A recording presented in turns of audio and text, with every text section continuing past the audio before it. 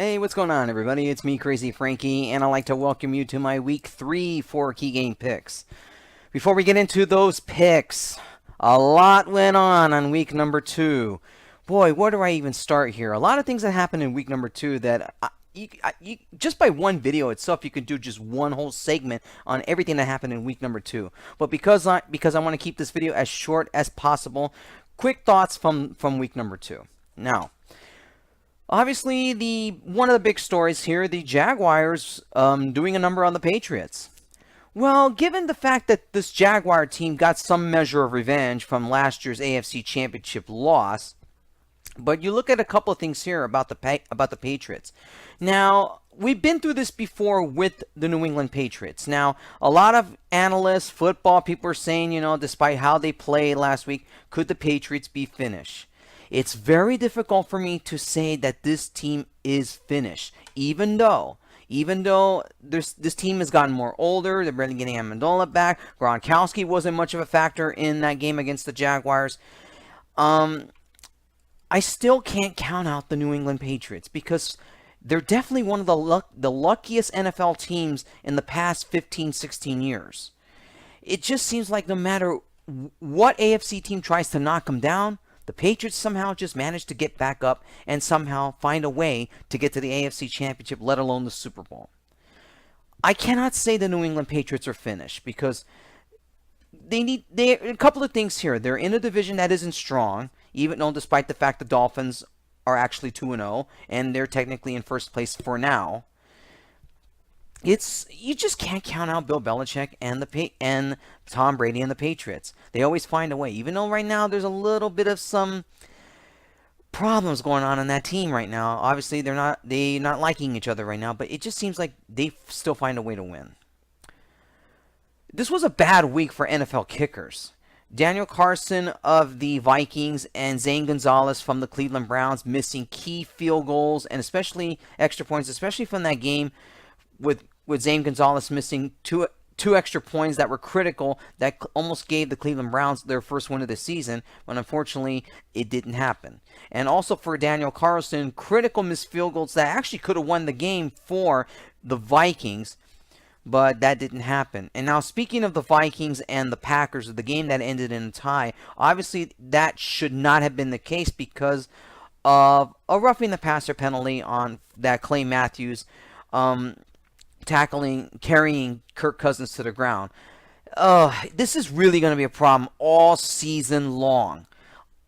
Is what is known as the Tom Brady, Aaron Rodgers rule, because they are the two star quarterbacks in here. But look, this I don't want to get into any kind of rant here, but if you're going to play football, this is what happens. You're going to get tackled to the ground. Look, we can have a debate all day about this rule here. I just think to me this is really getting ridiculous. Von Miller came on one of the sports shows. I don't remember which one it was. I saw the other day, and he makes a good point. What the heck is the defender to do? I don't know. I mean, I can understand for player safety, but football is football. It's not supposed to be like flag football or anything. I understand you're trying to protect players, but these type of NFL athletes, they learn to take hits. I don't want to get into any kind of a rant here, but that's how I personally feel about this new rule. I think to me it's really getting out of hand, and it's really not helping the sport itself. Players learn to take hits. That's how you play football. Then if they can't handle it, then they need to play another sport. I don't want to get into too much about Davis and his retirement from the Bills, but it was his own personal choice, even though some of his own teammates called him out on it, saying that he's a quitter. I mean, that to me is astounding, and I didn't quite understand that one. But it is what it is. I mean, the guy's retired. He wanted to give it up. It was his choice. I mean, it's tough to say what to even make of that. I mean, if he didn't want to play anymore, that was his choice. And a couple of other things, of course. How about Fitzpatrick? 2 weeks in a row, this Tampa Bay team with Fitzpatrick at quarterback has really lit up that Tampa Bay offense. And I hate to say, but I think that Winston may have lost his job. I hate to say it. Fitzpatrick, I mean, in an NFL team, you go with winning. You go with what you have right now as your best chance to win. And really, there's a lot of questions right now for the defending Super Bowl champions right now. Whether whether they really are the same team. I mean, they just got they got blown out by Tampa Bay here. And obviously I don't have an official status yet as of the time of this video if Carson Wentz is going to be starting on Sunday. And of course, the Cowboys may have salvaged their season against the Giants, but let's be real about something here. The Giants are actually more terrible than I thought. Cowboys struggled scoring touchdowns a little in the first week, and in the second week, though, they were fortunate to play a Giants team that looked much worse than them. But I still stand by that. I don't know if any of these teams, if both these teams will make the postseason. Now, in my division picks and wildcard does, I thought that the Giants might be a possible playoff team, but unfortunately, they're not. They don't look like it. They just look flat out terrible. Anyways, forget about everything now. Let's go past now week number 2. Let's get into week number 3. Looking at the schedule for week number 3, not that I don't like to be a negative Nancy here or something here. Not that much good slate of games this coming weekend. Only because, I mean, look, when I do 4 key game picks, like I said, it could be I include maybe a divisional game or maybe games that I think may be good. But I don't know. You guys be the judge of that. All right. So here are the 4 key games that I have here for week number 3. These are for you guys. All right, let's begin with key game number 1. It is the Oakland Raiders versus the Miami Dolphins. I don't want to get into much about the Raiders. I mean, obviously their defense let them down last week against the Broncos. They had a lead and then they gave it up. Obviously, not with no Khalil Mack there, it's really killing that defense. And obviously, John Gruden made a bonehead move along with the rest of the Raiders organization of trading him away. Even though, despite the fact he better find some draft picks, that he better start looking for good defensive players this coming offseason. Anyways, some stats here. Derek Carr, 29 of 32, 288 yards, 1 touchdown pass in the game against Denver last week. And for the Dolphins, Ryan Tannehill, 17 of 23, 168 yards, 2 touchdown passes in a big win over the Jets last week. The Dolphins right now currently are in first place in the AFC East for now. Look, I'm not going to say that they're probably going to steal that division from the Pats. I don't think they will. But talking about this game right now, obviously this is a big game for Oakland. You go 0-3. You go 0-3 in the AFC West, and you're pretty much done. Now, and I would have said right now, look, the Chiefs are 2-0 in that division. If you go 0-2, I say you're finished. Are the Raiders finished? Not yet. But if they lose this game if they lose to the Dolphins here, their season is over. You go 0-3, and you got a Chiefs team that's red hot, riding with Patrick Mahomes and that strong offense in here. You're not going to catch up to that. You're not going to catch them in that AFC West. Miami's a 3-point favorite in this one, and I do agree with that. Raiders defense is just a mess right now. Their offense played very well when they had a lead, but their defense just couldn't hold the lead. No question, you got to go with the Miami Dolphins here. But it'll be a close game, but I just think come in like the fourth quarter, the Dolphins will run away with that game. I think Oakland will go. The Raiders are going to go 0-3. There's no question about it, and I'm sticking with that pick here, the Dolphins over the Raiders. Key game number 2, the Pittsburgh Steelers versus the Tampa Bay Buccaneers. Buccaneers are only a 1-point favorite in this one. To be honest with you, lines probably could be even, but the way the Steelers have played, I don't even know if I would even put the lines or put any sort of lines to make them as even. Stats from Pittsburgh and Roethlisberger: 39 of 60, 452 yards, 3 touchdown passes in a high-scoring game against the Chiefs, even though they lost. Fitzpatrick in a big win over the Eagles last week, 27 of 33, 402 yards, 4 touchdown passes, and 1 interception. Obviously, Tampa Bay seems to me they're riding high on their offense here, and for me, that's enough to just pick them. Pittsburgh defense, it's not only just their offense they're having trouble with right now, but it seems to me their defense just can't seem to stop anybody.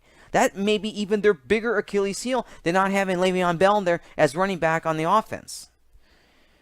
So I'm going with the Tampa Bay Buccaneers. It just seems to me Pittsburgh is a mess, and I didn't think towards going into week number 3 that Pittsburgh now may be in danger of not even making the postseason. The way it's looking right now, they lose this game, like the Raiders, they're done. They're done. And I think they are done. I go in with the Buccaneers in this one, and I'm sticking with that. Buccaneers over the Steelers. Key game number 3, the Dallas Cowboys versus the Seattle Seahawks. Seattle surprised, I don't know by the odds makers, they had them as a 1-point favorite. I really think Dallas should be the favorite in this one. If you saw the game last week against the for the Seahawks against the Chicago Bears, the Bears defense really made Russell Wilson's basically just fall flat on the field. They were just all over Wilson in that game.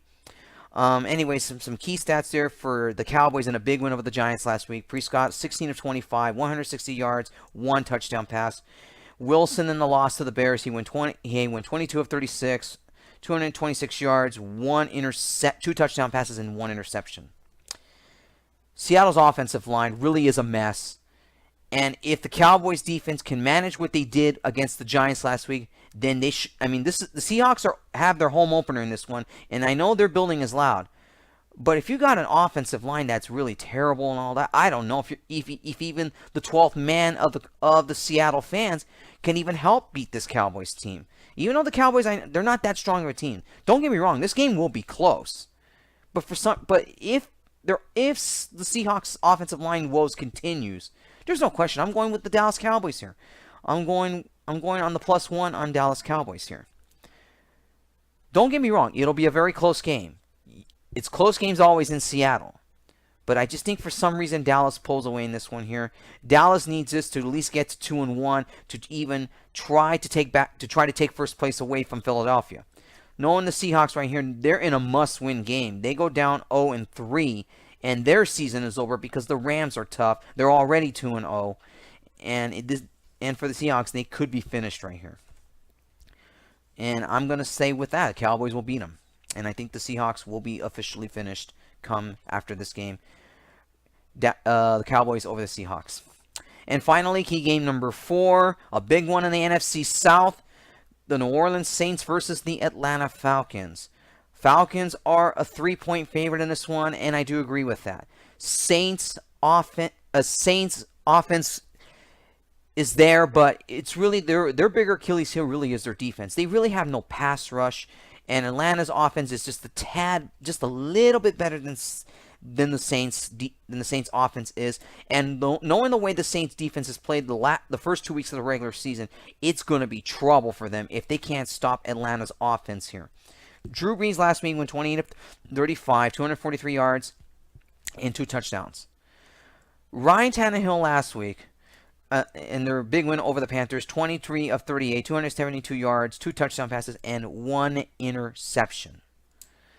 And really, I like Atlanta's offense a lot more than I do against the Saints. Now, the Saints have a good offense, but really, their defense is really, in all honesty, the problem here. And that's why I'm going with the Atlanta Falcons here. I just think, to me, Atlanta's offense will be too much for this dismal Saints defense to handle, and I'm sticking with that. Falcons over the New Orleans Saints. All right, everybody, that wraps up my picks for week number 3. For all of my NFL week 3 picks, don't forget to check the description below for all of my picks and, of course, my current standings as well from the past 2 weeks. And, guys, I will see you back here next week when I talk about my picks for week number 4. Take care and enjoy your football weekend.